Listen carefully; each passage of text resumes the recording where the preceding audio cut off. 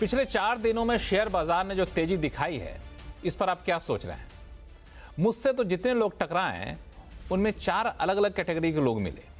एक कैटेगरी उन लोगों की है जो काफ़ी खुश हैं, उन्होंने बिल्कुल शेयर मार्केट के अनुशासन को बरकरार रखा, उन्होंने गिरावट में पैसे लगाए और अब हरे भरे दिख रहे हैं उनका पोर्टफोलियो।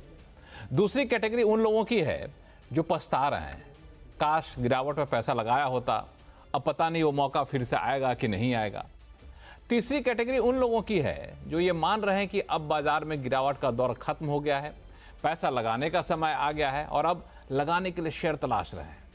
और चौथी कैटेगरी उन लोगों की है जो अभी भी ये सोच के बैठे हैं कि हरियाली तो दिखावा है जी, बाजार फिर गोता लगाएगा और इस गोता लगाने के इंतजार में बैठे। आप इनमें से किसी कैटेगरी में आते हैं तो अगले 1 घंटे तक वह कहीं मत जाइएगा, क्योंकि आवाज़ अड्डा में आज हम इसी पर चर्चा करेंगे। नमस्कार, मैं हूं लक्ष्मण राय। हमारे साथ इस चर्चा में भाग लेंगे विशेष मेहमान कैपग्रो कैपिटल के advisors and founders CIO Arun Malhotra साहब होंगे। एसडब्ल्यू कैपिटल के डायरेक्टर पंकज जैन जी हैं। रोहा एसेट मैनेजर्स एलएलपी के इक्विटी हेड दलजीत सिंह कोहली साहब जुड़ रहे हैं। मार्केट एक्सपर्ट अनिल राय जी हमारे साथ जुड़ रहे हैं।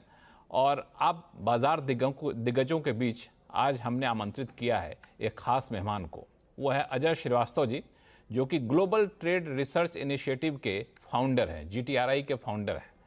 क्योंकि बाजार को सबसे ज़्यादा डर जो है ट्रम्प टैरिफ और ग्लोबल ट्रेड में हलचल का था, और अब इन पर अजय श्रीवास्तव जी की बड़ी पैनी नज़र रहती इस सब्जेक्ट पे, इसलिए उनको बुलाया है। तो शो की शुरुआत अजय श्रीवास्तव सर आपसे ही करना चाहूँगा मैं, कि जिस तरीके से बाजार गिरा ट्रम्प के रेसिप्रोकल टैरिफ के बाद, जितना गिरा बाजार उतना ज़्यादा उठ गया पिछले 4 दिन में, जिसको हम लोग शेयर बाजार की भाषा में कहते हैं पूरी तरह से रिकवर हो गया। तो क्या ये ट्रम्प टैरिफ का डर खत्म हो गया क्या? वैसे बाजार की नज़र से ना देखें तो वैसे, क्योंकि आप इंटरनेशनल ट्रेड को देखते हैं। शायद बाजार जो है ट्रम्प को कॉपी करने की कोशिश कर रहा है। ट्रम्प ने बहुत हाई टैरिफ्स लगाए पूरी दुनिया पर, बाजार गिर गया। फिर ट्रम्प ने अपना बैक ट्रैकिंग थोड़ा सा किया, केवल चाइना के ऊपर टैरिफ बढ़ाए, बाकी को छोड़ दिया, तो बाजार बढ़ गया। अभी बाजार शायद पूरा मिमिक करने की कोशिश कर रहा है ट्रम्प को, जो कि शायद सेफ नहीं होगा आगे के लिए।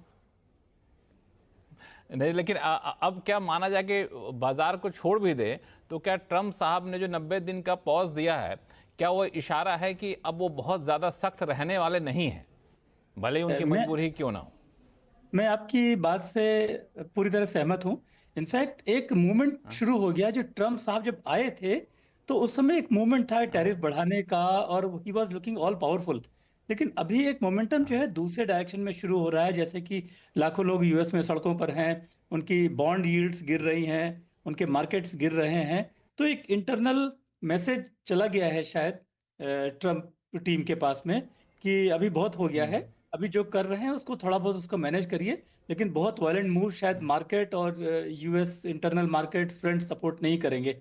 तो शायद मुझे लगता है कि आपकी बात सच होगी, चाइना से उनका झगड़ा चलता रहेगा, बट बाकी देशों के साथ में रवैया इतना सख्त नहीं होगा मेरे ख्याल से। अरुण मल्होत्रा साहब, आप बाजार को देख रहे हैं काफ़ी करीब से। जो 4 दिन का मोमेंटम है वो बिल्कुल ऐसा लग रहा है कि एक ही दिशा में चलता जा रहा है।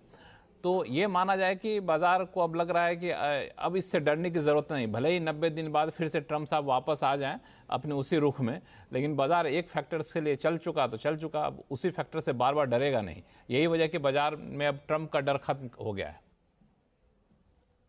मुझे लक्ष्मण जी, मुझे ऐसा लगता है कि ऐसा नहीं है।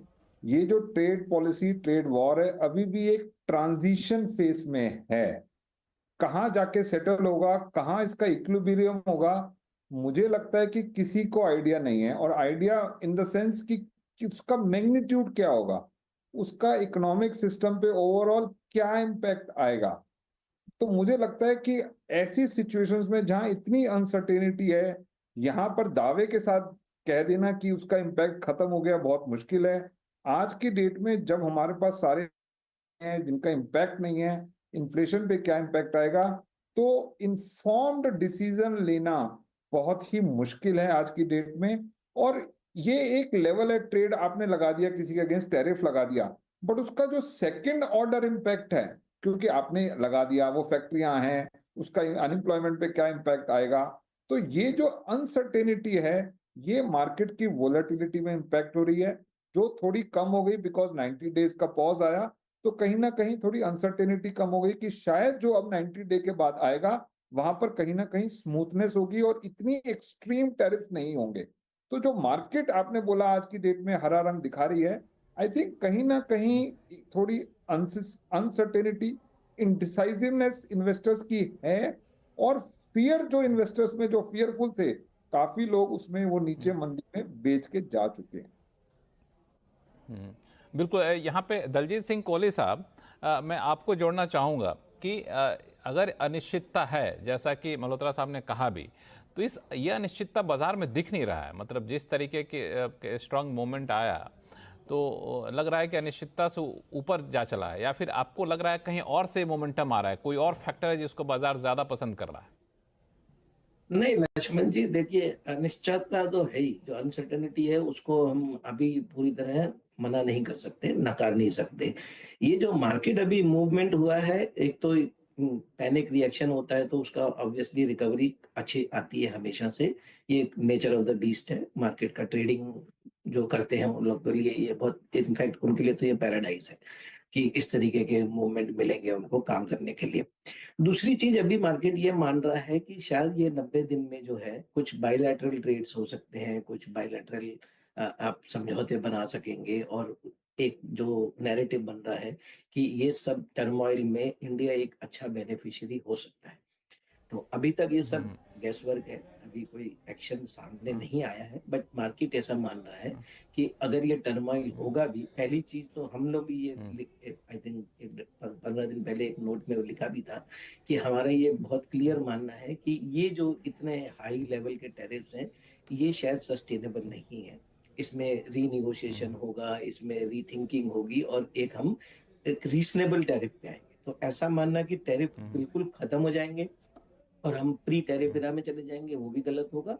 प्लस ऐसा मानना कि ये इसी लेवल पे 145% और 245% और 90% ये वो सब लगा रहेगा, ये भी गलत होगा। तो आई थिंक ये नेगोशिएशन का जो प्रोसेस चालू होगा, और ये जो मार्केट ऐसा मान रहा है कि 90 डेज में हम लोग कुछ बेटर होंगे, प्लस इंडिया एक नेचुरल बेनिफिशियरी होगा, तो उसको मार्केट जो है अभी ज्यादा इंपॉर्टेंस दे रहा है। बट मुझे ये लग रहा है कि ये ट्रेडिंग बाउट है, और हम ऐसा मान रहे हैं कि अगले 90 दिनों में इस तरीके के अप और डाउन मूवमेंट हमको काफी फ्रीक्वेंटली देखने को मिले।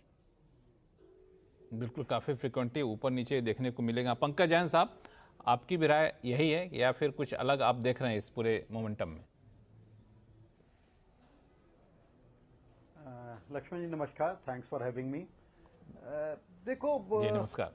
जो पिछले 4-5 हफ्ते में हुआ है, मेरा ही मानना है कि मार्केट ने एक जो इनिशियल शॉक था, I think president Trump tariff की तो बात कर रहे थे अपने right from his election campaigning days, he was talking about tariff, but जिस फियरसिटी से या जिस परसेंटेज से उन्होंने टैरिफ लगाया, आई थिंक मार्केट को वो एक शॉकर की तरह लगा था। एंड जैसे जनरली होता है किसी भी इंसान के साथ या किसी भी सेक्टर के साथ, एक जो इनिशियल शॉक होता है, आई थिंक मार्केट को वो जो इनिशियल शॉक था मार्केट को झेलना थोड़ा सा आसान नहीं था। But after that what is happening in last, अगर आप पिछले 10 दिन की बात करें, 15 दिन की बात करें, अब मार्केट उससे उभर के आने की कोशिश कर रहा है, और ऐसे सिग्नल्स, संकेत देखने को मिल रहे हैं, though it is very difficult to predict what President Trump may do on next day, but ऐसे संकेत, ऐसे सिग्नल देखने को मिल रहे हैं कि अब एक मैच्योरिटी आ गई है थॉट प्रोसेस में। एंड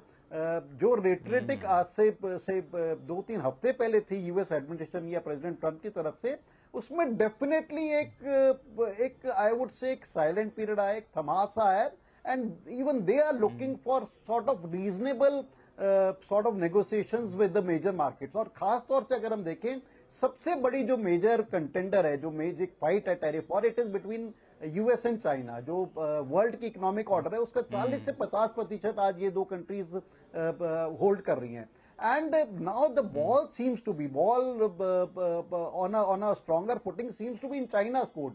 आई थिंक ऐसे सिग्नल्स यूएस दे रही है कि okay we are ready to negotiate, आप टेबल पे तो आइए।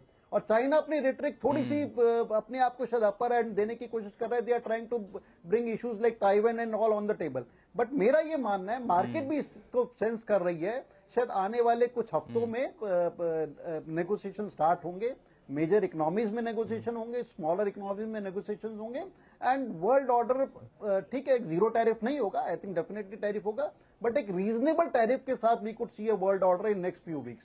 सो I think that is what market is sensing, that is what our market is sensing. It's just that कि फॉल काफी ज्यादा हो गया था, तो उसमें एक रिकवरी आई है. ये रिकवरी क्या परमानेंट रिकवरी है और आगे चलेगी? I think as of now it is a difficult question to answer. बिल्कुल, ये जो आप जिस सवाल का आंसर देना थोड़ा सा मुश्किल है, अनिल जी के पास जाऊंगा सवाल लेके. एक सवाल और पंकज जैन साहब आपसे पूछ लूं कि सच बताइए कि आपको भी लगा था कि जिस तरीके से मार्केट ने गोता लगाया ट्रंप के रेसिप्रोकल टैरिफ के बाद, अचानक से मार्केट इतना रिकवर कर जाएगा, इतनी तेजी से रिकवर कर जाएगा? आप भी अपेक्षा लगा कर बैठे थे क्या कि नहीं? आपको भी आश्चर्य लगा? नहीं लक्ष्मण जी, बिल्कुल. आई थिंक मार्केट्स को प्रेडिक्ट करना बहुत ही मुश्किल काम है. 26-27 साल हो गए मेरे को मार्केट में, and we have seen these, मतलब ठीक है इतने वायलेंट फेजेस तो नहीं, but to predict the market is a very difficult thing. और जिस तरह की ठीक है, एक हमारी मार्केट्स में हम सबको मालूम है, जो एक फॉल स्टार्ट हुआ था, जो एक सीरियस एफआई सेलिंग स्टार्ट हुई थी, that was to do with valuation. और जब ट्रंप जी प्रेसिडेंट बन के आ रहे थे, ऐसा लग रहा था प्रेसिडेंट बन के आएंगे, मार्केट का ऐसा आभास था कि mister Trump is a pro capitalist, pro market kind of president, and market was expecting कि एक कुछ मैच्योरिटी या मार्केट को कुछ अच्छा देखने को मिलेगा. But what happened was absolutely otherwise. So और जिस गति से मार्केट गिरी, मार्केट में हमारी मार्केट की अगर हम बात करें, मोमेंटम ऑलरेडी काफी नेगेटिव था, और जो टैरिफ आया उसके साथ एक जिस गति से गिरी, आई थिंक वो भी काफी अनएक्सपेक्टेड था.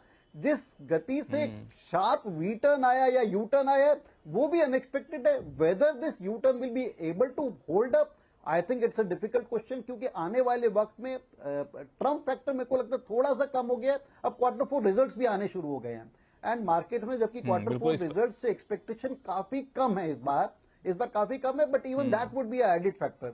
सो टू मेंटेन कि यहां से मोमेंटम और ज्यादा खींचेगा, डिफिकल्ट है.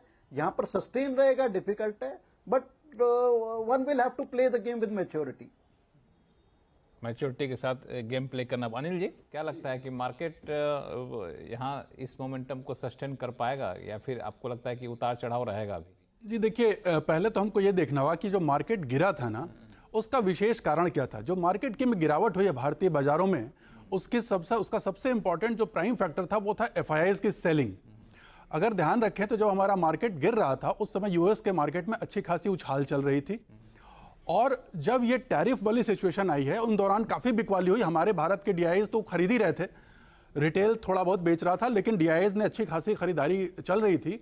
एफआईआईज बहुत ज़बरदस्त तरीके से बेच रहे थे, ये एक चल रहा था दौर. उसके बाद जब ये ट्रंप की टैरिफ वाली इम्पैक्ट आई और वहाँ से जब एक जो अनसर्टेनिटी क्रिएट हुई और वहाँ जो उन्होंने टैरिफ बढ़ाया, तो ये एक संभावना उभर करके आई कि ये इतना ह्यूज टैरिफ जब लगाएंगे तो अमेरिका की इकोनॉमी जो है वो रिसेशन में जा सकती है, वहाँ महंगाई बढ़ सकती है. तो इसके नाते वहाँ पर बहुत तेज़ी से सेलिंग हुई अमेरिकी बाज़ारों में. और जब अमेरिकी बाज़ारों में सेलिंग हुई तो जो ट्रेडर होता है, जो इन्वेस्टर होता है, उसको देखना होता है, क्योंकि वहाँ अब यूएस मार्केट जो है वो अनअट्रैक्टिव हो गया था वहाँ के लोगों के लिए. तो वो पैसा अब कहाँ जाएगा? वो पैसा इमर्जिंग मार्केट में आने के लिए रेडी रहा, क्योंकि जैसे जैसे इंटरेस्ट रेट घटते जा रहे थे वैसे वैसे उनको लग रहा था कि अब यूएस में इन्वेस्ट करना अब और ज़्यादा एडवांटेजियस नहीं रह गया. अब इमर्जिंग मार्केट में हमको पता है कि चाइना और इंडिया दो बड़े ज़बरदस्त कैंडिडेट हैं, और इस टैरिफ वार में सबको पता था कि निशाना जो है वो चाइना के ऊपर ज़्यादा है, अब भारत के ऊपर कम है. कहीं ना कहीं भारत के साथ जो ट्रीटी होगी वो आगे जाकर के जो भी कुछ समझौते होंगे उसमें भारत को बेनिफिट मिलेगा. तो ये जो आप पिछले 6 दिनों में जो आप देख रहे हैं ना बढ़ावट, तो ये बढ़ोतरी में अगर आप डेटा देखें तो इसमें एफआईआईज ने जबरदस्त बाइंग की है. जो पहले जा रहे थे ये सोच के कि भारत मार्केट अट्रैक्टिव नहीं है, वो यूएस में मार खाने को आ रहे हैं, यहाँ आ रहे हैं. और इसका हमको कंफर्मेशन कैसे मिल रहा है? इसका कंफर्मेशन हमको मिल रहा है, जो यूएसडी आईएनआर का रेट है वो 88 से गिर के इस समय 85 के आसपास आ रहा है. मतलब कि इंडिया में इनफ्लो होना शुरू हो गया है. और यही वो पिछले, अभी मतलब मैं बात करूं पिछले एक दिन दो दिन पहले तो वो 6000 करोड़ की बाइंग एक दिन में की. कल भी उन्होंने कुछ फ्यू थाउजेंड करोड़ की बाइंग की. आज के डेटा में भी जैसा मार्केट आया है तो शाम तक जब डेटा आएगा तो मैं प्रटी श्योर हूं कि एफआईआईज की बड़ी जबरदस्त बाइंग आज के दिन भी होगी. तो ये जो है ये बाइंग करते रहें, क्या लगता है अभी क्या माहौल क्या बन रहा है? देखिए हुआ क्या है, इसमें बाइंग सब में तो नहीं करेंगे. वैल्यूएशन जहां तक बात हो रही थी कि इस जब गिरावट हुई है भारत के बाजारों में, तो इस गिरावट में कुछ जो सेक्टर हैं जहां पर बहुत अच्छी वैल्यू जो है क्रिएट हो गई कि बाजार की ने प्राइस तो नीचे गिरा दिया, लेकिन उनके बिजनेस मॉडल पर बहुत बड़ा रिस्क नहीं है। तो जिसमें कि बैंकिंग सेक्टर हो गए, एनर्जी के सेक्टर हो गए, या फिर कंजम्पशन के सेक्टर हो गए, इन सब क्षेत्रों में वैल्यूएशन बहुत बढ़िया क्रिएट हो गया, जिसकी वजह से जहां पर अभी देखा हमने कि यहाँ पे इंटरेस्ट रेट वगैरह थोड़ा सा अप डाउन होना शुरू हुआ, तो और जैसे भी आई कि मानसून भी अच्छा आएगा, तो जो लेंडिंग साइकिल है वो इम्प्रूव होगी। लेंडिंग साइकिल इंप्रूव होगी तो वहां से बैंकों की जो है आमदनी डेफिनेटली आने वाले समय में बढ़ेगी, जिसका कि अभी से फायदा लेना शुरू किया कि भाई रेट गिरे हुए हैं, अभी खरीद लो, आगे जाके फिर ये महंगे। नहीं, तो जो अभी पंकज जैन जी कह रहे थे कि ये कहना बहुत ही मुश्किल है कि अब मार्केट यहाँ बना रहेगा कि क्या होगा, तो ये कब तक क्लैरिटी आ जाएगी आपके हिसाब से अगले हफ्ते तक? देखिए टेक्निकल लेवल की बात करूं अगर मैं, हम लोग जरा टेक्निकल पॉइंट भी देखते हैं तो जो 22,800 एक लेवल था कि 23,800 का लेवल था कि 23,800 लेवल के अगर ऊपर मार्केट निकल जाता है तो हम कंप्लीट हमारा फॉलिंग फेज से उभर गए। जो बेयर फेज चला था उससे हम उभर चुके हैं। आज बाजार ने उसके ऊपर की एक बढ़त लगा दी है और बाजार जो है कहीं ना कहीं जाकर के वहीं पर 23,850 के आसपास आज बंद हुआ है। तो कंफर्मेशन टेक्निकली बेस पर अगर हम कहते हैं तो हम ये कह सकते हैं कि बाजार में गिरावट का दौर अब खत्म हो चुका है टेक्निकल बेस पे। अगर फंडामेंटल बेस की बात करें तो अगेन जैसा मैं हमेशा कहता हूं कि जो Q4 का रिजल्ट है इस साल का, वो इस साल के बाकी क्वार्टर से बेटर होगा। हाँ, ये नहीं कह सकता कि पिछले साल के Q4 के मुकाबले बेटर होगा, लेकिन बाकी पूरे साल के दौरान इसमें बेटर होगा। इसमें टारगेट भी अच्छे रहते हैं और कंजम्पशन भी अच्छा हुआ। जो जैसा हमने पहले भी डिस्कस किया था एक बार कि जो हमारा ये बहुत बड़ा इवेंट हुआ कुंभ, उससे रिलेटेड जितने भी एक्सपेंसेस, बहुत ह्यूज एक्सपेंडिचर हुआ है, तो वहां से इकोनॉमी को एक बूस्ट मिलेगा उन सेक्टर से जो डायरेक्टली उनसे अफेक्टेड है। तो ये इसका एक कहीं ना कहीं कैस्केडिंग इफेक्ट आएगा। ऐसा एक आध सेक्टर नहीं, इसका कैस्केडिंग इफेक्ट फ्यूचर में आएगा और मार्केट कहीं ना कहीं उसी को डिस्काउंट करने की कोशिश कर रहा है इस फॉर्म में, अपनी राइज के फॉर्म में। चलिए, तो ये एक बड़ा फैक्टर आपने बताया। अजय श्रीवास्तव जी, अभी आपने सुना दलजीत सिंह कोहली साहब भी एक बड़ी अच्छी बात कर रहे थे कि मार्केट को ये भी लगता है कि 90 डेज का जो पॉज आया है उस पॉज में शायद भारत कुछ डील करने में कामयाब हो जाए, भारत को कुछ विशेष बेनिफिट मिल जाए। तो आपसे बेहतर कौन बताएगा इसकी संभावना कितनी है, जो बाजार एक्सपेक्ट कर रहा है कितना सही है उम्मीद करना? देखिए, दो चीजें हैं, एक हम क्या यूएस को सेफली ऑफर कर सकते हैं और दूसरा उनका एक्सपेक्टेशंस क्या है। तो बहुत अधिक गैप है दोनों के बीच में। पूरी दुनिया जो है, ट्रम्प साहब बात कर रहे हैं पूरी दुनिया से टैरिफ के बारे में, टैरिफ कम करो, ट्रेड बढ़ाओ। हम जो फ्री ट्रेड एग्रीमेंट या बीटीए की बात कर रहे हैं, वो बातें टैरिफ के अलावा बहुत सारे सब्जेक्ट्स हैं जो कि हमारे लिए काफ़ी मुश्किल है। जैसे एग्रीकल्चर में वो एमएसपी डाइल्यूट करने की बात अमेरिका हमेशा से करता रहा है। मेडिसिन में वो चाहते हैं कि हम अपना जो जेनरिक्स इंट्रोड्यूस करते हैं वो डिले करें, उनके प्रोडक्ट पेटेंट को ऑनर करें। डिजिटल ट्रेड में वो चाहते हैं, जैसे आरबीआई हमारा रूल बनाता है कि जो फाइनेंशियल डेटा है हमारे कंट्री में रहेगा वो उनको नहीं चाहिए। डेयरी इंपोर्ट्स में वो चाहते हैं कि अगर जैसे हम मक्खन लेते हैं किसी गाय अमेरिकन काऊ का, तो हमारा रिस्ट्रिक्शन है हमारे लॉज का, इंडियन लॉज का, कि उस काऊ को दूसरी काऊ का मीट नहीं फीड होना चाहिए। तो इंडिया रिस्ट्रिक्ट्स दैट, अमेरिका को पसंद नहीं है। बहुत सारी चीज़ें हैं जो कि हम टैरिफ के बियॉन्ड हैं। तो टैरिफ तक हम उनसे बात कर सकते हैं, इंडस्ट्रियल टैरिफ पर हम उनसे एग्री कर सकते हैं। और मैं तो कह रहा था कि 90% इंडस्ट्रियल गुड्स पे हम जीरो टैरिफ ऑफर कर सकते हैं उनको इमीडिएटली, बिना नेगोशिएशन के। बट एग्रीकल्चर टैरिफ और टैरिफ के बियॉन्ड जो चीज़ें हैं उनमें बात करना बहुत मुश्किल होगा। तो हम लोग और देशों की तुलना में थोड़ा सा डिसएडवांटेज पोजीशन में है, और लोग खाली टैरिफ की बात कर रहे हैं, लेकिन हम विद इन द बॉर्डर जो चीज़ें हैं, हमारे डोमेस्टिक पॉलिसी चेंजेस की भी बात हमें करनी पड़ेगी, जो कि इंडिया के लिए बहुत मुश्किल होगा, क्योंकि वो काफ़ी चीज़ें ऐसी करना चाहते हैं यूएस, जो कि हम सालों से, दशकों से हम नहीं कर रहे हैं और ठीक नहीं कर रहे हैं, हमारे देश के लिए वो सूटेबल नहीं है। तो दो पार्ट हैं, अगर वो जो नेगोशिएशन है उसके दो पार्ट कर देते हैं, जैसा सुनने में आया है कि पहले पार्ट में 2-3 महीने में टैरिफ डील कर लेते हैं और बाकी चीज़ें हम बाद में डील करते हैं। अगर ऐसा होता है तो शायद एक समझौता हो सकता है, एक फर्स्ट फेज का समझौता हो सकता है और हमें ऊपर आगे अधिक टैरिफ लगने से बच सकते हैं। लेकिन अगर सारी चीज़ें साथ में लेके चलेंगे तो थोड़ा मुश्किल होगा समझौता होना किसी भी टाइम फ्रेम में। बिल्कुल, शायद यही इन लोगों की कोशिश भी है कि सारी चीज़ें एक साथ ना करें, जो लो हैंगिंग फ्रूट्स है उसको पहले कर ले, एक अच्छा इंडिकेशन ही मिल जाएगा और बातचीत करने के लिए एक ग्राउंड भी यहाँ पे मिलता हुआ दिखेगा। दलजीत सिंह कोहली साहब, अगर ये इनिशियल या फिर कहें पार्शियल बायलैटरल ट्रेड एग्रीमेंट वगैरह इंडिया यूएस के बीच में हो जाता है तो बाजार इसको कैसे लेगा? बाजार भूल जाएगा बाकी ट्रेड वॉर को, टैरिफ वॉर को? ये तो बहुत पॉजिटिव होगा। अब ये देखना पड़ेगा किस शेप में ये आएगा, किस सेक्टर के लिए आएगा, किस तरीके से आएगा, क्या क्या उसके कंटूर्स होंगे। बट यस, अगर एक पॉजिटिव स्टेप थोड़ा भी आएगा तो बाजार को बहुत अच्छा लगेगा। तो बाजार यही मान के, इनफैक्ट अभी भी जो चल रहा है वो इसीलिए चल रहा है। तो हम एक्चुअली अपना इंटरनल डिस्कशन में पिछले अजय श्रीवास्तव जी, अगर ये पार्शियल होता है जैसा कि दलजीत सिंह कह रहे हैं कि पता नहीं किस शेप में आएगा, तो आपके हिसाब से अगर पार्शियल होता है तो 2-3 सेक्टर कौन से हैं जहां पे कम से कम तो हो जाने में बहुत दिक्कत है नहीं? सेक्टर अगर आपसे पूछे तो देखिए, यूएस का 95% ट्रेड जो एक्सपोर्ट है इंडिया को वो है इंडस्ट्रियल गुड्स। एग्रीकल्चर केवल 5% है। अगर हम एग्रीकल्चर छोड़ देते हैं और इंडस्ट्रियल गुड्स सारा कवर करते हैं एक्सेप्ट पैसेंजर कार सेक्टर, तो यूएस का 90% से अधिक एक्सपोर्ट पे जीरो ड्यूटी हम करने को तैयार हैं। और हम क्यों कह रहे हैं, मैं इतना कॉन्फिडेंस से क्यों कह रहा हूँ हम कर सकते हैं, क्योंकि हमने 15 साल से जीरो टैरिफ इंपोर्ट अलाउ किए हैं, एफटीए जो हमने किए हैं आसियान, जापान और कोरिया से। तो हमारी इंडस्ट्री टोटली अट्यून्ड है। और यूएस तो इतना कम्पिटिटिव भी नहीं, इतना जापान है या साउथ कोरिया या आसियान कंट्रीज हैं। तो हम लोग कॉन्फिडेंटली उनको 90% ऑफ द इंडस्ट्रियल गुड्स में 0 for 0 ऑफर कर सकते हैं। मतलब हम जीरो करने को तैयार हैं अगर वो भी जीरो करें। अगर वो बात मान तो जाते हमारे हैं तो इंडस्ट्री को कोई नुकसान नहीं होगा उससे?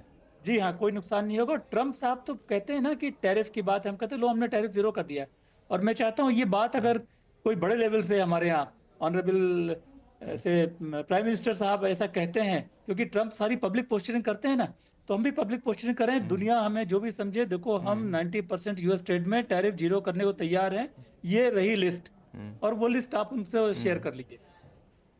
जैसे वो दिखाते हैं टैरिफ कार्ड, वैसे वो लिस्ट आप भी दिखा दीजिए यहाँ पे, तो पता चल जाएगी कहाँ पे। पंकज जैन साहब, कुछ इस तरह की उम्मीद की जाए क्या? जैसे कि कह रहे थे अजय श्रीवास्तव जी कि मैन्युफैक्चरिंग सेक्टर में सिर्फ पैसेंजर कार को छोड़ दिया जाए तो बाकी में बहुत कोई चिंता है नहीं, अगर हम भले जीरो टैरिफ पे क्यों ना ले आए यूएस के गुड्स को यहाँ पे। देखो लक्ष्मण जी, माइक्रो लेवल पे मैं बहुत बड़ा एक्सपर्ट नहीं हूँ between India and US trade and tariffs, but 2-3 चीजें मैं जो पिछले दिनों देख रहा हूँ, चाहे वो टॉक सेशन में हो, चाहे अखबार में हो, चाहे नेट पे हो, ट्विटर पे हो, आई थिंक दोनों कंट्रीज की आई थिंक जो एक बॉडी लैंग्वेज है या एक जो अब कमेंट्स आ रहे हैं उसमें काफी ऑप्टिमिज्म है। और उस ऑप्टिमिज्म में नजर आ रहा है कि sooner than later there would be some kind of interim arrangement, some kind of interim deal with US market. उसके अलावा जो हम देख रहे हैं कुछ एक सेक्टर स्पेसिफिक होगा। अगर हम देखें, अगर हम कुछ एक सेक्टर्स की बात करें, आई थिंक फार्मा सेक्टर की अगर हम बात करें, अभी भी वहां पर काफी एक हेजीनेस का डर खत्म हो गया कि बना हुआ है। किसी भी तरह का भी कमेंट नहीं उसमें अभी भी एक कंफ्यूजन बनी हुई है। उसमें अभी भी ट्रम्प साहब कह रहे हैं कि एक specific to pharma tariff I would be sort of giving to the media soon.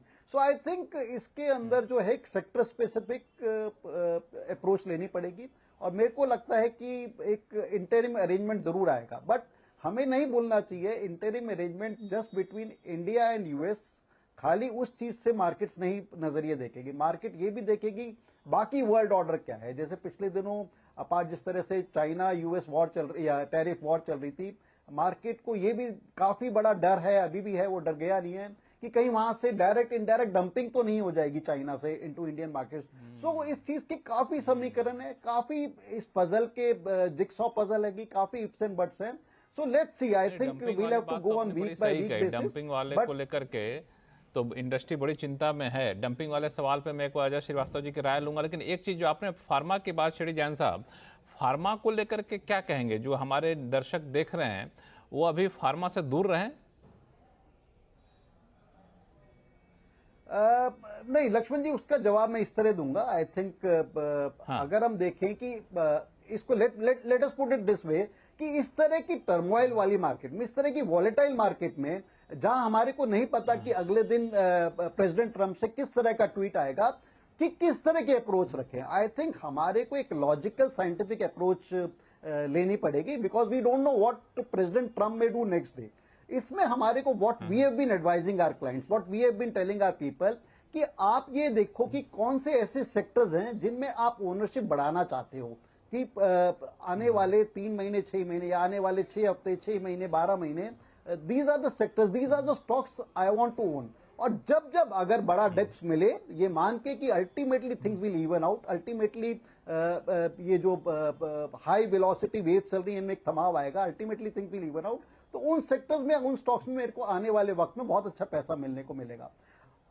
Pharma में भी हम काफी पॉजिटिव है। फार्मा में आई थिंक कहीं भी मेजर डिप्स आए, जो आप सवाल पूछ रहे थे कि इन्वेस्टर्स क्या करें, आई थिंक मेजर डिप्स में pharma is to be bought, pharma is to be held. अगर किसी ने फार्मा खरीद रखा है वो घबराए नहीं, I think pharma is to be held, क्योंकि जो अंडर करंट है, जो उसके बाकी फंडामेंटल्स है फार्मा के, balance sheets are pretty strong, उनके जो जिस तरह के रेवेन्यू है, प्रोजेक्टेड रेवेन्यू है, I think they are pretty strong. और मेरे को नहीं लगता, अगर हम यूएस को लॉजिकली देखें, बहुत बड़ा फार्मा पे टैरिफ यूएस नहीं लगा सकता, because pharma is one industry जो कि यूएस में काफी सेंट्रिक है, और India pharma is doing pretty well. और जिस तरह के टैरिफ्स इंडिया फार्मा को लगाने की बात कर रहे हैं, I think at end of the day they would be low tariffs. To cut the long story short, I think pharma is one sector we are approaching in a very positive way, और dip पे pharma को खरीदेंगे, और जो हमने अगर अभी ले रखा है, क्लाइंट्स के पास है, इन्वेस्टर्स के पास है, आई थिंक क्वालिटी स्टॉक्स में उन्हें बना रहना चाहिए, बने रहना चाहिए। हालांकि आपने बड़ी अच्छी बात कही कि टैरिफ लगाता भी है ट्रंप, तो भारत पे बहुत ज़्यादा नहीं लगाएगा। एक लॉजिक दिया भी जाता है कि यूएस के पास 2 ही ऑप्शन है, या तो चाइना से ले या तो हमसे ले, तो चाइना के मुकाबले इंडिया को ज़्यादा प्रेफरेंस देगा। अजय श्रीवास्तव, छोटा सा कमेंट इस पर, फिर मैं आगे जाऊँगा दूसरे गेस्ट के पास। वाकई इंडिया पे बहुत ज़्यादा फार्मा पे टैरिफ लगाने की स्थिति में यूएस नहीं होगा? टैरिफ लगेगा तो पूरी दुनिया में हॉरिजेंटल टैरिफ लगेगा, जैसे कार्स के ऊपर लगाए, ऑटो कंपोनेंट्स के ऊपर लगाए, एनर्जी प्रोडक्ट्स के ऊपर लगाए, तो हॉरिजेंटल लगेगा, सबके ऊपर सेम लगेगा। और मेरे कुछ फार्मा के दोस्तों ने बताया कि वो जो जेनरिक सप्लाई करते हैं यूएस को कुछ कंपनियां, वहाँ उनका ऐसा अरेंजमेंट्स है इंपोर्टर्स के साथ में, जो भी टैरिफ होगा उधर की साइड बेयर करेगी, तो ये लोग ज़्यादा वरीड अच्छा है नहीं। ओ, बहुत ज़्यादा वरीड है नहीं। ये तो बड़ा इंटरेस्टिंग सी चीज़ बात आपने बताई। अरुण मल्होत्रा साहब, फार्मा को छोड़ दें तो एक दूसरा सेक्टर है जिस पे अभी भी बहुत असमंजस है।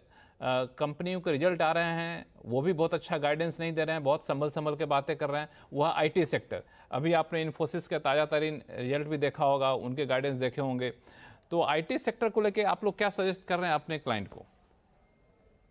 आई थिंक आईटी सेक्टर जो खासकर एक्सपोर्ट्स है वो मेजर यूएस से आता है, तो वहां पर क्योंकि अनसर्टेनिटी है, तो पाइपलाइन पर डेफिनेटली एक डाउट है, साइज ऑफ डील्स पे डाउट है कि डील्स छोटी हो जाएंगी, कम हो जाएंगी, और या फिर जो डिसीजन डील्स के आने होंगे, जो भी उन्होंने रिक्वेस्ट फॉर प्रपोजल दिए हुए हैं, वो थोड़े से पोस्टपोन हो जाएंगे। पोस्टपोन होते ही से ये आईटी कंपनीज नॉर्मली चलती हैं ग्रोथ के बेसिस पर, क्योंकि ये तो हाई कैश जनरेटिंग कंपनीज हैं। इनका जो ग्रोथ है वो धीरे धीरे स्लो हो जाएगा, और स्लो हो जाएगा तो वैल्यूएशंस नीचे आएंगी। और आपने कल कमेंट्री भी देखी, एक आईटी कंपनी की आई कमेंट्री, कोई पॉजिटिव नहीं थी। तो वहां पर कुछ ना कुछ नेक्स्ट 6 महीने के लिए कहीं ना कहीं अनसर्टेनिटी या थोड़ा सा नेगेटिव सेंटीमेंट जरूर है। नेगेटिव सेंटीमेंट जरूर रहेगा। कोहली साहब, दलजीत सिंह कोहली साहब, आईटी सेक्टर को लेके आपसे मैं थोड़ा सा ब्रॉडर पर्सपेक्टिव पूछना चाहूँगा कि आईटी सेक्टर में 2 चीज़ें हैं। खुद ब खुद आईटी सेक्टर जिस पे अलग अलग अभी बहुत ज़्यादा बड़े कॉन्ट्रैक्ट नहीं आ रहे हैं। दूसरा है कि आईटी सेक्टर का बहुत सारे सेक्टर पे इम्पैक्ट पड़ता है।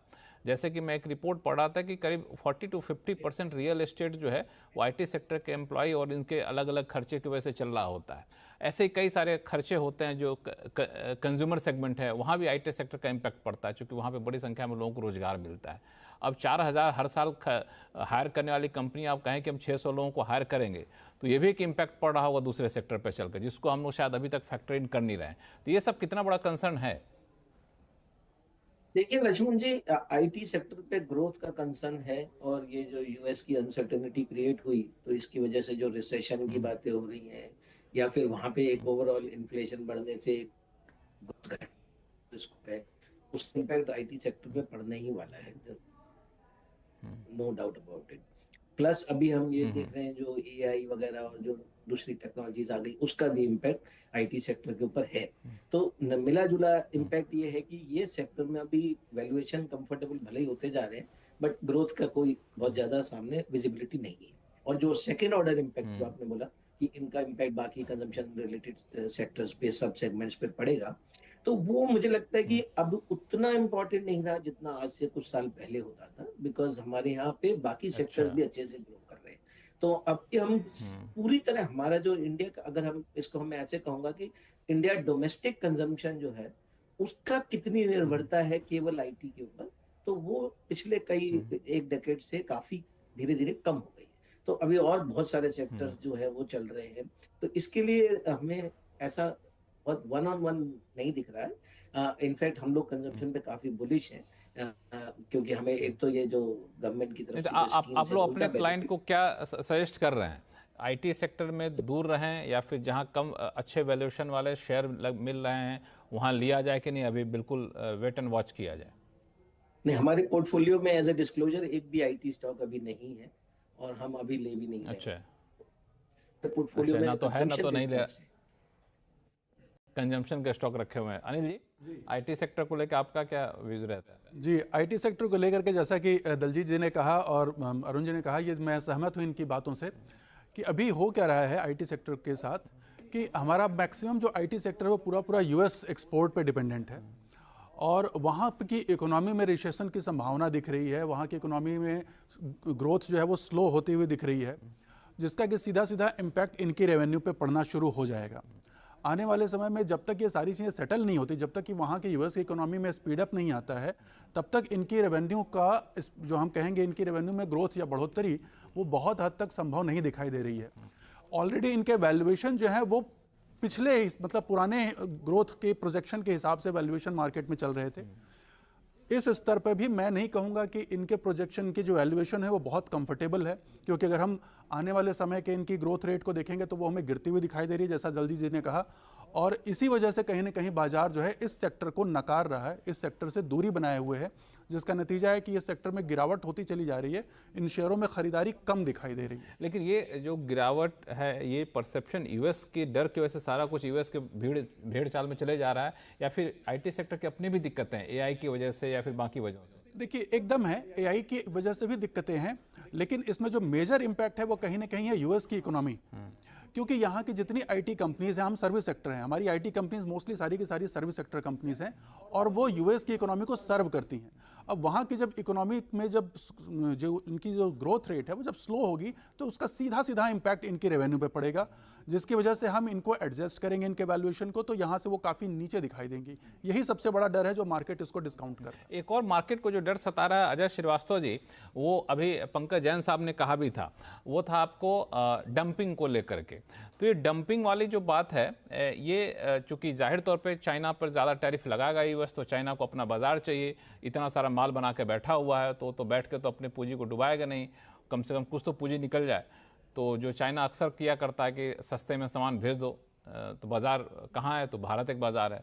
तो कई लोग डरे हुए हैं कि ये इससे कई सारे सेक्टर के लिए बड़ी चुनौती पैदा होगी, ये ऐसा स्वाभाविक है?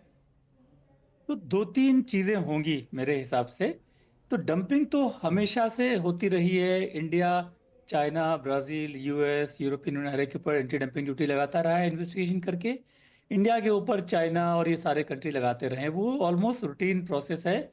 वो कितना फेयर है, कितना डोमेस्टिक इंडस्ट्री प्रोटेक्शन को है, वो हर कंट्री अपने डोमेस्टिक इंडस्ट्री प्रोटेक्ट करता है, इसलिए एंटी डंपिंग ड्यूटी लगाता है। कहीं कहीं जायज़ है, कहीं कहीं जायज़ नहीं है, तो वो तो डर रहेगा। लेकिन मेरे हिसाब से एक उससे कम से कम 50 गुना बड़ा मूवमेंट होगा अगर ये टैरिफ लेवल चला कुछ दिनों तक। वो ये होगा कि देखिए, चाइना जो है दुनिया का सबसे बड़ा प्रोड्यूसर है, यूएस सबसे बड़ा कंज्यूमर है। लास्ट ट्रेड वॉर में क्या हुआ था कि Chinese goods indirectly they were going to US, Vietnam के थ्रू जा रहे थे, मैक्सिको के थ्रू जा रहे थे, और भी कंट्रीज के थ्रू जा रहे थे। इस बार चूंकि टैरिफ लेवल बहुत अधिक हो गया है बिटवीन चाइना और दूसरे कंट्रीज के बीच में, तो वही मूवमेंट होगा at a much bigger level. तो चाइनीज गुड्स आएंगे वियतनाम में, चाइनीज गुड्स आएंगे इंडिया में सेमी फिनिश्ड। मैं ऐसी बात नहीं कह रहा हूँ चाइना गुड मैं चाइना से इंडिया में इंपोर्ट करूँ, यूएस भेज दूँ, वो तो इलीगल है, वो तो चाइनीज गुड्स ही रहेंगे, इंडियन गुड्स होंगे भी नहीं।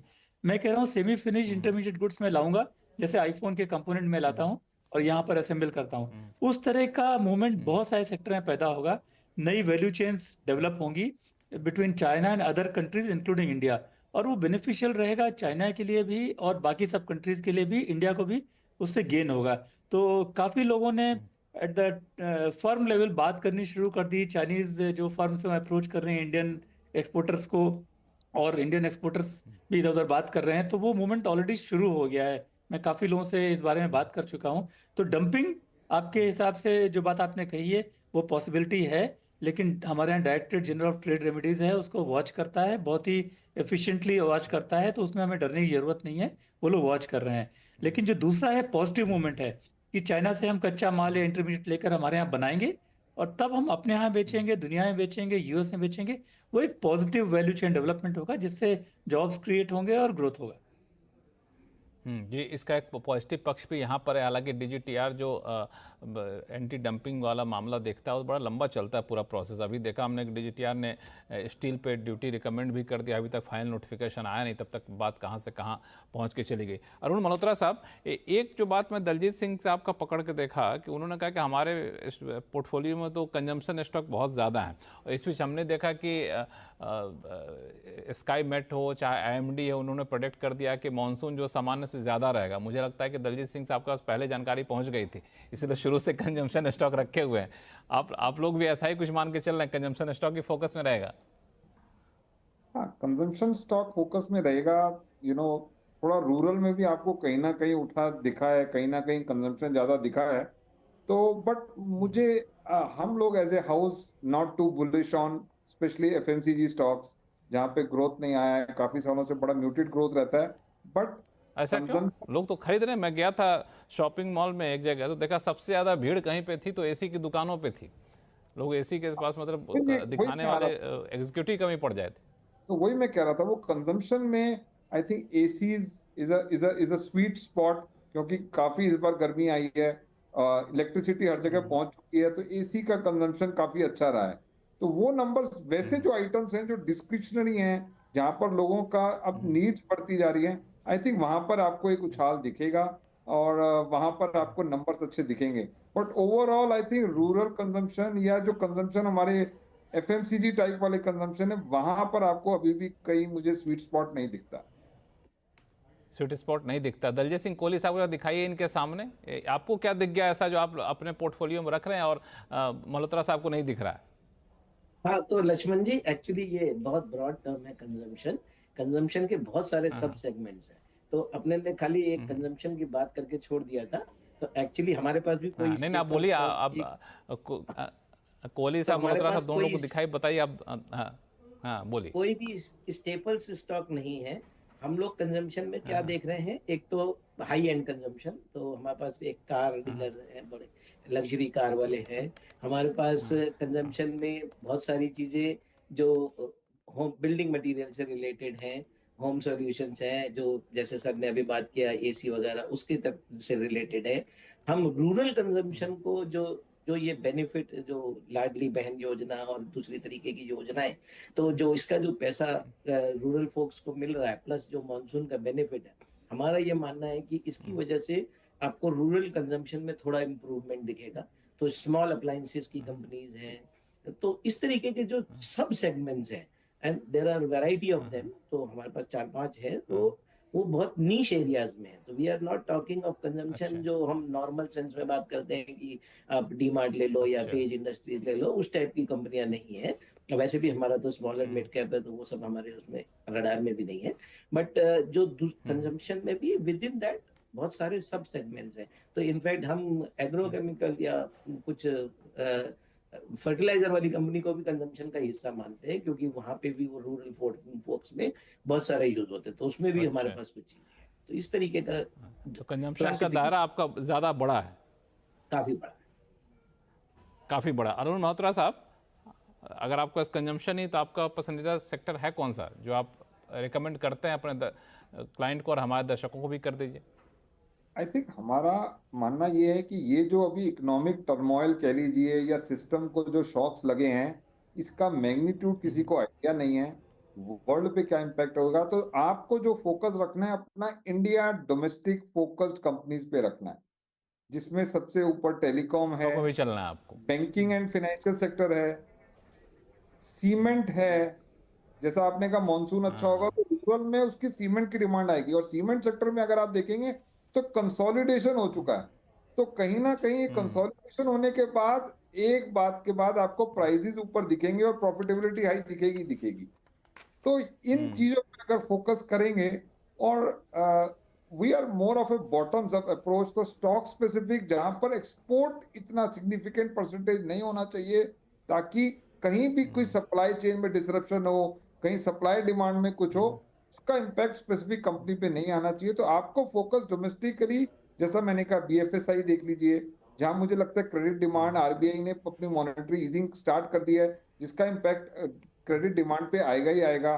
टेलीकॉम है जो ग्रोथ कर ही रहा है, 5G है, अब तो कुछ कई जगह मैंने 6G भी पढ़ा, 6G भी आना शुरू हो रहा है। तो कहीं ना कहीं ये जो सेक्टर्स हैं, सीमेंट मैंने आपको बताया, या और बिल्डिंग मटेरियल्स हैं, आई थिंक वहां पर हमारा फोकस काफी ज्यादा है। जयंत साहब, आप रडार आजकल किधर घुमा कर रखे हुए हैं?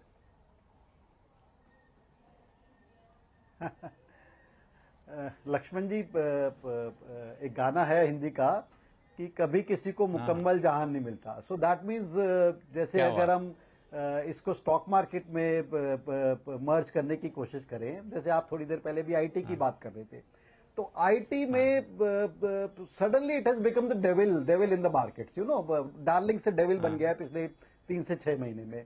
और अगर हम देखें वैल्यूएशन की वजह से देखें तो बहुत अट्रैक्टिव वैल्यूएशन बहुत सारे स्टॉक्स आईटी के मिल रहे हैं। कॉर्पोरेट गवर्नेंस इनकी काफी इम्पेकेबल है, there was never a doubt about it, but it's just that growth और मोमेंटम नहीं है, यू नो। तो सारे, अगर हम एक चेकलिस्ट होती है तो सारे टिक नहीं होते हैं, तो इसमें नहीं हो रहे। कहां पर इस टाइम ज्यादा टिक हो रहे हैं, I think that is what we have to see, कि भाई कहां पर क्रॉसेस कम है और टिक ज्यादा है। तो I think there are few sectors, I think cement is definitely one of the sectors जो हमारे कलीग अभी बात कर रहे थे। Hospitals, I think that is another one sector जो इसमें मैं देख रहा हूं कि काफी रेजिलियंस, स्टॉक्स में रेजिलियंस देखने को मिल रही है, बैलेंस शीट काफी स्ट्रांग है, ग्रोथ अच्छी देखने को मिल रही है, मार्जिन्स अच्छे हैं। नहीं, मैं तो उसके साथ बैलेंस शीट देखिए, देखता नहीं हूँ, मैं तो बहुत हॉस्पिटल बड़ा में जाके सेक्टर भी है। ओपीडी में भीड़ देखता हूँ। वो भीड़ तो हर बार बढ़ती ही दिखती है मुझे, और डॉक्टरों के पास लाइन हमेशा बढ़ती दिखती है। तो मैं तो उधर से देख रहा हूँ, चार्ट आप देखिए, मैं तो ग्राउंड पे देखता हूँ। बिल्कुल, एक बात सही है। और like we have been talking to few of our friends in से hospital business and management. I think जो एक चीज हुई है पिछले 5-6 साल में, आई थिंक पोस्ट कोविड से पहले भी हम देखते थे काफी हॉस्पिटल खचाखच भरे रहते थे, but that was not reflected in their balance sheet. I think वो क्यों था, कारण था, मैं उसके अंदर ड्वेल नहीं करना चाहूंगा। But I think post Covid, I think जो प्रॉफिट्स रहेंगे वो बैलेंस शीट में दिख रहे हैं, या मैनेजमेंट्स को ये समझ आ गई है कि बैलेंस शीट में जितने ज्यादा प्रॉफिट दिखाओ, मार्केट उससे ज्यादा आपको रिवॉर्ड कर रहा है। सो आई थिंक जो भी, I think it is a good scenario for investors और इस सेक्टर की ग्रोथ के लिए। होटल इंडस्ट्री, अगर आप जाएंगे लक्ष्मण जी, आप तो काफी घूमते हैं, जिस तरह के टैरिफ्स अब होटल्स में हो गए हैं, आई थिंक हमारे प्राइम मिनिस्टर मोदी साहब ने एक बार मन की बात में कहा था कि डोमेस्टिक इंडस्ट्री को बढ़ावा देना चाहिए, शादी या फंक्शंस वगैरह इंडिया से बाहर नहीं जाने चाहिए। उसके साथ मैं एक और दरख्वास्त करूंगा कि थोड़ा सा इनके टैरिफ्स को तो रेन इन करिए। आई थिंक इनके टैरिफ्स इंटरनेशनल से भी ज्यादा हो गए हैं और अभी भी डिमांड काफी ज्यादा है। तो I think they are in a very sweet spot, और जो दिग्गज होटल के स्टॉक्स है, आई थिंक वो अच्छा कर रहे हैं और आने वाले वक्त में भी अच्छा करते रहेंगे। उसके अलावा फाइनेंशियल एनबीएफसी, जो हमने देखा था कि पिछले 1 साल में जिस तरह के आईपीओ आ रहे थे, जिस तरह की फंड रेजिंग हो रही थी, इस बार जो अच्छा हुआ हमारी, अगर हम बैंक्स इंडस्ट्री की तरफ से देखें, बैंक की बैलेंस शीट कहीं भी खराब हुई नहीं, दे वर एब्सोल्युटली नॉट स्ट्रेच्ड, और कहीं भी अनाप शनाप लोनिंग नहीं हुई थी। आई थिंक अगर पैसा थोड़ा बहुत खराब हुआ तो रिटेल निवेशक का हुआ, जिसने अनाप शनाप कहीं भी आईपीओ को भरा और वहां से इंडस्ट्री को पैसा गया। So I think banking industry remains pretty robust, और जिस तरह से अब इंटरेस्ट रेट कट आ रहा है, इन्फ्लेशन नीचे आ रही है, ग्रोथ कई सेक्टर्स में देखने को मिल रही है, आई थिंक बैंकिंग इंडस्ट्री और एनबीएफसी काफी स्वीट स्पॉट में है। मार्केट उन्हें रिवॉर्ड भी कर रही है, ऑलरेडी उनके वैल्यूएशंस काफी बढ़ गए हैं, हालांकि बैंकिंग कुड कंटिन्यू। और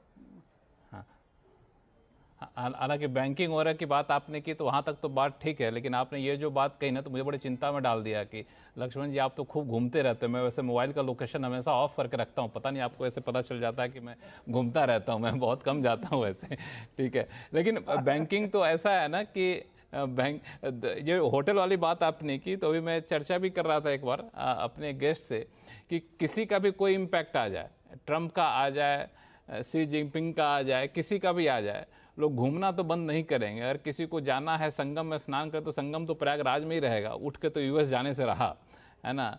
जाना है राम मंदिर देखने तो अयोध्या में ही रहेगा, वो तो यूएस जाने से रहा। लोग जाएंगे तो पैसे खर्च करेंगे, तो होटल हो, टूरिज्म इंडस्ट्री हो, वो हमेशा फूलेगा।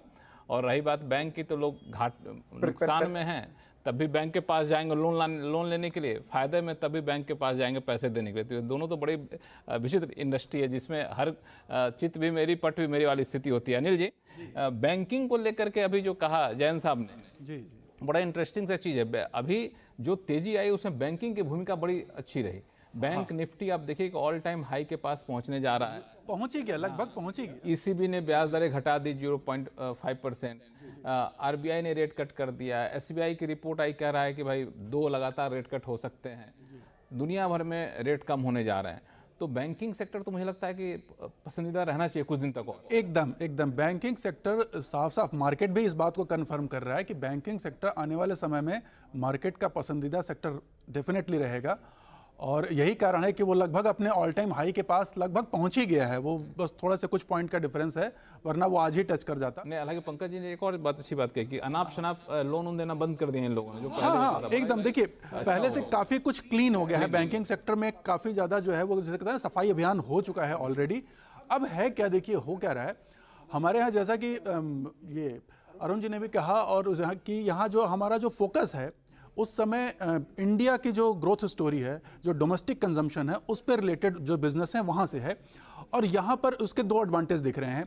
एक तो जो रूरल जो कह रहे हैं कि रूरल जो हमारी कंजम्पशन बढ़ने वाली है, रूरल कंजम्पशन भी बढ़ रही है डेफिनेटली। और हो क्या रहा है कि जैसे जैसे ये अपना देख रहे हैं ना कि ये हमारा आईटी इंफ्रास्ट्रक्चर जैसे जैसे गाँवों तक फैल रहा है, बिजली ऑलरेडी पहुँच चुकी है, वैसे वैसे वहाँ से भी हम देख रहे हैं कि इकोनॉमिक एक्टिविटी उनकी जो है स्पीड अप हो रही है।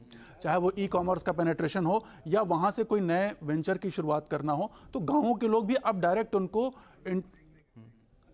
उनको डायरेक्टली जो है वो मार्केट का एक्सेस इंटरनेट के थ्रू वो मिल पा रहा है। तो वहाँ की भी इकोनॉमिक जो साइकिल है ना वो तेज़ी से स्पीड अप कर रही है। उसका नतीजा आने वाले समय में यही होगा कि भारत की कंजम्पशन जो है, रूरल कंजम्पशन भी बढ़ेगी। और अभी जो 12 लाख वाला जो मामला है, जो 12 लाख की जो छूट हुई, उसका ऑलरेडी अर्बन कंजम्पशन में असर दिखाई देना शुरू हो चुका है। अब अगर आप देखें तो फ्लैट वगैरह जो है वो हाथ के हाथ बिक रहे हैं। दलजीत जी जो है वो बेटर जानते होंगे, हाथ के हाथ। अभी डीएलएफ में देखिए, डीएलएफ के भी सेल्स चलते चले आ रहे हैं। बैंकिंग को लेकर मेरी एक ही शिकायत रहती है कि आप लोगों ने इतना डिजिटल कर दिया है ना कि पैसा खर्च होता पता ही नहीं चलता। पहले काउंट करके देते तो लगता है कि और बड़े पैसे जा रहे हैं, पैसे उसका फायदा सब लगता है खर्च कर ही रहे हैं। एक और चीज एनबीएफसी है, इसमें बातचीत करूंगा, लेकिन एक ब्रेक का वक्त हो गया। ब्रेक के बाद जल्द लौटते हैं, फिर एनबीएफसी बातचीत करेंगे। और बाकी एक जो लोग इस इंतजार में बैठे हैं कि बाजार शायद गिरेगा तब लूंगा, तो वो लोग इंतजार करना चाहिए, पैसा लगा देना चाहिए। अब इसका ही जवाब आप लोगों से लूंगा, कहीं जाएगा नहीं। लौटते छोटे से ब्रेक के बाद।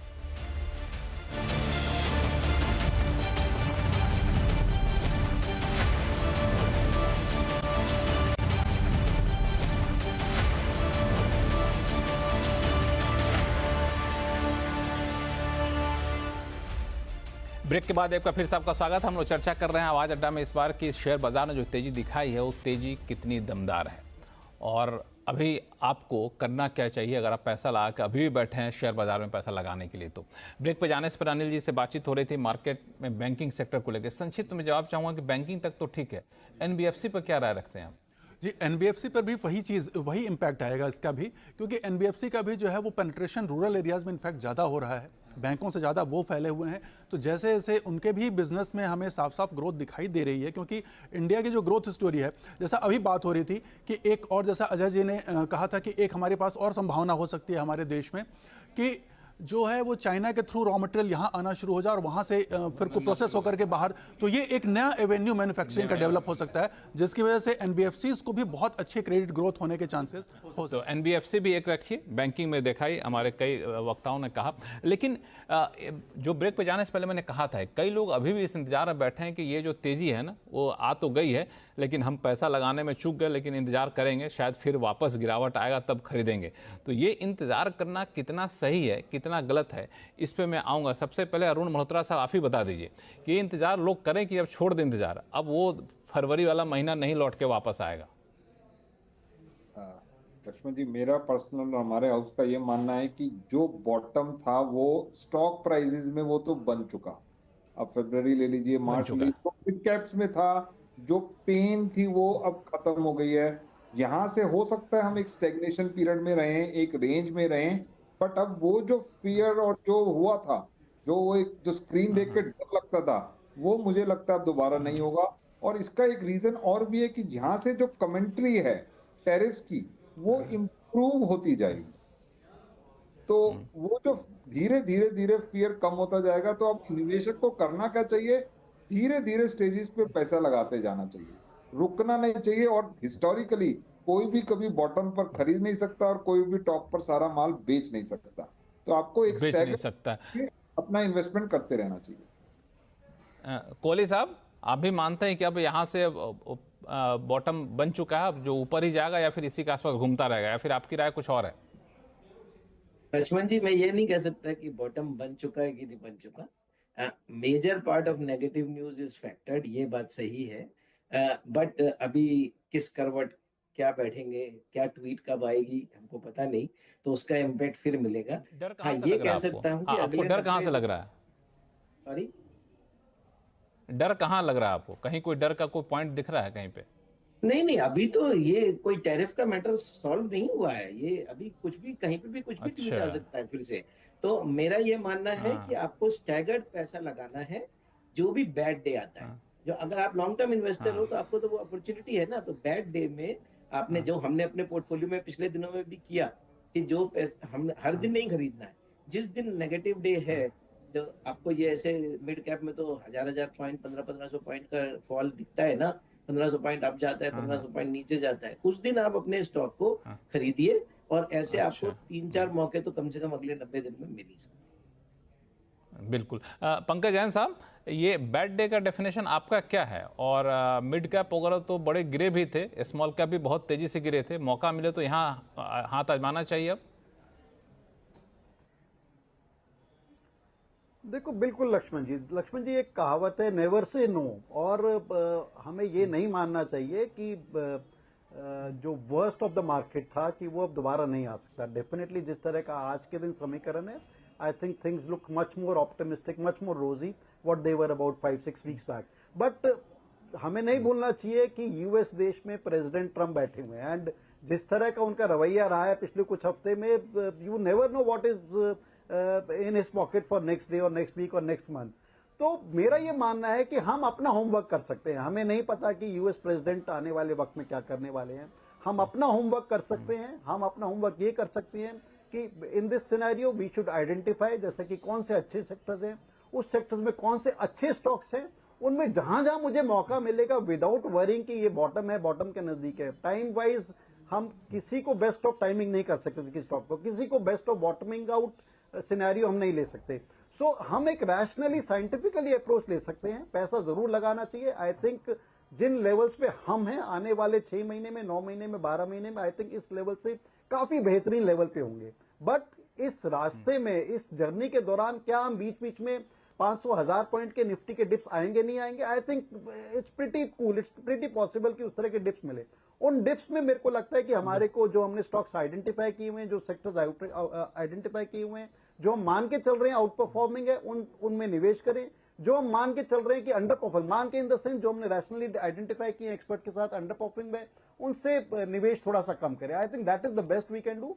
But on a positive note, I think जो जर्नी हैगी, आई थिंक अब 2 स्टेप फॉरवर्ड है, 1 स्टेप बैकवर्ड है। सो ऑल इन ऑल मेरे को लगता है कि we are in for better days, but volatility और बीच बीच में बड़े dips may not be as big जो हमने देखे हैं पिछले 3-4 महीने उस तरह के बड़े डिप्स में, बट डिप्स आते रहेंगे और उन डिप्स में बाइंग जरूर करनी चाहिए। बिल्कुल, ये डिप के कहाँ कहाँ गुंजाइश और क्या क्या बहाना हो सकता है, जब इसके बारे में मैंने रिसर्च किया तो मैंने देखा एक बड़ा बहाना जो होने वाला की आशंका जताई जा रही है खासतौर से इंटरनेशनल एक्सपर्ट पे, कई सारे प्लेटफॉर्म पे, वो है कि चाइना के पास यूएस बॉन्ड इतना ज़्यादा है और चाइना ने अगर वाकई यूएस के खिलाफ दुश्मनी निकालनी है तो सारे बॉन्ड को झटके झटके बेचना शुरू कर देगा तो हालात काफ़ी बिगड़ जाएंगे। अब मुझे नहीं पता कि ये आशंका कितनी जायज़ है। अजय श्रीवास्तव जी। जापान के पास मिल के करीब 1.9 ट्रिलियन डॉलर्स के ट्रेजरी बॉन्ड हैं, यूएस ट्रेजरी बॉन्ड्स हैं। अब प्रॉब्लम ये है कि जैसे पिछली बार जो ट्रम्प साहब ने कंट्री स्पेसिफिक टैरिफ वापस लिया तो लोग ये कह रहे थे कि बहुत मैसिव सेल की जापान और चाइना ने, तो बॉन्ड मार्केट जो गिरा उसकी वजह से सब लोग डर गए और ट्रम्प ने भी सोचा कि और नहीं गिरना चाहिए। लेकिन प्रॉब्लम क्या है कि इसमें चाइना और जापान एक लिमिट के बियॉन्ड ये सब हथियार यूज़ नहीं कर सकते हैं, क्योंकि जो अगर यूएस डॉलर का प्राइस गिरेगा तो उनकी भी जो जमा है US dollar, US treasury bond है, उसका प्राइस भी गिरेगा, उनकी अपनी ही एसेट डिवैल्यूएशन होगी, तो वो कर्ज यूएस को डिस्टेबलाइज कर सकते हैं, बट उनको भी लॉस लेना पड़ेगा, उनकी भी जो जमा पूंजी वो भी कम हो रही है वैसे। यस, यूएस को ज़्यादा लॉस होगा, उनका डॉलर डिप्रिशिएट होगा, इंपोर्ट कॉस्ट बढ़ जाएगी, उनके यील्ड का रेट बढ़ जाएगा, तो उससे क्या होगा, जो उनकी डेट कॉस्ट बढ़ जाएगी तो पूरी इकोनॉमी हीटअप हो जाएगी और उससे हमें मालूम है कि इंटरेस्ट रेट बढ़ाना पड़ेगा। इंटरेस्ट रेट बढ़ेगा तो पूरी दुनिया से इंक्लूडिंग फ्रॉम इंडिया से एफआई पैसे और निकालेंगे तो पूरी दुनिया नीचे जाएगी उसमें, वो सब है। लेकिन इसकी एक लिमिट है, जैसे मैंने कहा कि कर सकते हैं, अगर ट्रम्प शायद चाइना की जगह होते तो शायद वो ज़्यादा हद तक गिराते, लेकिन ये दोनों समझदार कंट्री हैं, चाइना और जापान, उन्होंने एक लिमिट गिराकर ट्रम्प को बता दिया हम क्या कर सकते हैं, ट्रम्प को मैसेज भी मिल गया है, उसके बियॉन्ड उनको मालूम वो करेंगे तो उनका अपना नुकसान होगा, इसीलिए शायद रुका हुआ है सब कुछ। अनिल जी को जोड़ना चाहते हैं? जी, इस पर एक चीज़ और जोड़ना चाहूँगा, इसमें चाइना के ना करने के पीछे एक कारण लक्ष्मण जी ये भी हो सकता है, क्योंकि जब ये सेल करना शुरू करेंगे बॉन्ड ना, तो उसमें होगा क्या कि उसमें चाइना की जो करेंसी है वो यूएस डॉलर के मुकाबले वो उसका अप्रिसिएशन होना शुरू हो जाएगा, जिससे कि कहीं ना कहीं उनके जो एक्सपोर्ट, क्योंकि चाइना का सारा जो अर्निंग है वो एक्सपोर्ट से ही आता है, वो पूरी दुनिया का मैन्युफैक्चरिंग हब है, तो उसकी जो एक्सपोर्ट कम्पिटिटिवनेस है ना वो मार्केट में बहुत ज़्यादा गिर जाएगी। तो वहाँ से भी वो भी एक डर है, जिसकी वजह से जो है चाइना कहीं ना कहीं इस स्टेप को लेने से 2 बार सोचेगा जरूर, कि इस स्टेप को लेने से, जैसा उन्होंने कहा कि एक तो नुकसान है कि हमारे जो यूएस जो एसेट्स हैं वो डिप्रिशिएट हो जाएंगे, साथ में उसकी एक्सपोर्ट कम्पिटिटिवनेस को भी इम्पैक्ट पड़ेगा, जिससे कि उसको दिक्कत हो सकती है उसके रेवेन्यू में। तो वो भी एक एरिया है जिसकी वजह से वो उसको करने से पहले वो 10 बार सोचेंगे फिर कोई स्टेप। तो ये मतलब सिर्फ दिखाने वाली बंदूक है, चलाने वाली एकदम अभी तक तो यही लग रहा है, मतलब क्योंकि उसकी पूरी की पूरी, जैसा कि बोला, पूरी दुनिया का ग्लोबल वो मैन्युफैक्चरिंग हब है, तो उनकी पूरी की पूरी रेवेन्यू जनरेट होती है पूरी दुनिया को माल बेच करके, तो वो मुझे नहीं लगता कि इसको वो डैमेज करने की कोशिश करेंगे। ऑलरेडी वो डिफिकल्टीज में है ये टैरिफ वॉर को लेकर के, तो दूसरी डिफिकल्टी मुझे नहीं लग रहा है कि वो ऐसा करने की कोशिश करेंगे। बिल्कुल, यही अजय श्रीवास्तव जी भी कह रहे थे। अरुण मल्होत्रा साहब, आखिरी कमेंट आपसे, शो का समय हमारा खत्म हो रहा है, कि आपको कहीं कोई फियर फैक्टर दिख रहा है, कहीं कोई लाल बत्ती दिख रही है दूर दूर, या फिर अब चल पड़े? नहीं, लाल बत्ती तो दिख रही है, क्योंकि अभी तक सिर्फ नॉइज हुई है, इसका इकोनॉमिक इम्पैक्ट नहीं आया। अगर ये ज्यादा देर तक रहा तो जैसे चाइना का एक्सपोर्ट कर दिया है, यूएस कंपनीज ने इंपोर्ट कर आपका दिया, शेयर बाजार तो इम्पैक्ट आने से पहले इम्पैक्ट दिखा देता है। हाँ, और निविडिया का आया कि $5 बिलियन का राइट ऑफ लेगी, तो उसका जब इकोनॉमिक इम्पैक्ट आना शुरू होएगा तब लोगों को समझ में आया कि ये नॉइज नहीं थी, इसका इम्पैक्ट भी है, तब मार्केट नेगेटिवली रिएक्ट करे। अभी लाल बत्ती नहीं खत्म हुई, अभी लाल बत्ती खत्म नहीं हुई, लेकिन जैसा कि पंकज जैन साहब ने कहा और बाकी हमारे पैनलिस्ट ने कहा, कोहली साहब ने भी कहा कि जब जब डिप मिले पैसा लगा दिए, जितना आपका इन्वेस्टमेंट सरप्लस है कुछ किस्तों में इसको लगाते रहिए। फॉर्मूला क्या हो, अलग अलग एडवाइजर्स की अलग अलग राय होती है, लेकिन यह है कि बाजार में जो तेजी आई है एक अच्छी बात है, और खुश हो जाइए, जब तक खुशी होने का मौका, खुश होने में क्या कुछ जाता है, बिल्कुल खुश रहिए और वीकेंड को अच्छे से गुजारिए। बहुत बहुत धन्यवाद सभी मेहमानों का, आप हमारे शो में जुड़े। आवाज अड्डा फिलहाल इतना ही, देखते रहिए CNBC आवाज़। नमस्कार।